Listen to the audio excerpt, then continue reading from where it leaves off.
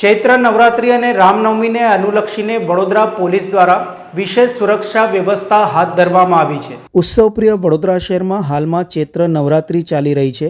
માઈ ભક્તો શ્રદ્ધાપૂર્વક માતાની પૂજા આરાધના કરી રહ્યા છે।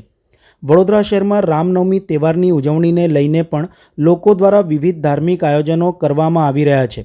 રામનવમીના પાવન તહેવાર નિમિત્તે પોલીસ વિભાગ દ્વારા વિશેષ સુરક્ષા વ્યવસ્થાઓ ગોઠવવામાં આવી છે। વડોદરા શહેરના માંડવી વિસ્તાર સહિત અતિ સંવેદનશીલ વિસ્તારોમાં પોલીસે સુરક્ષા વ્યવસ્થા મજબૂત કરી છે। શહેરના પોલીસ કમિશનરના માર્ગદર્શન હેઠળ ચૈત્ર નવરાત્રિ તેમજ રામનવમીના તહેવારોની શાંતિપૂર્ણ વાતાવરણમાં ઉજવણી થઈ શકે તે માટે સુરક્ષા વ્યવસ્થા વધુ મજબૂત કરવામાં આવી છે।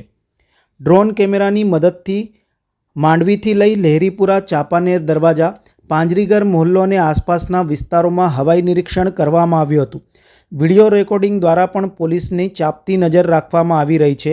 વડોદરા શહેર પોલીસ તંત્ર દ્વારા નાગરિકોની સલામતીને ધ્યાનમાં રાખી સતર્કતાના પગલાં લેવામાં આવી રહ્યા છે।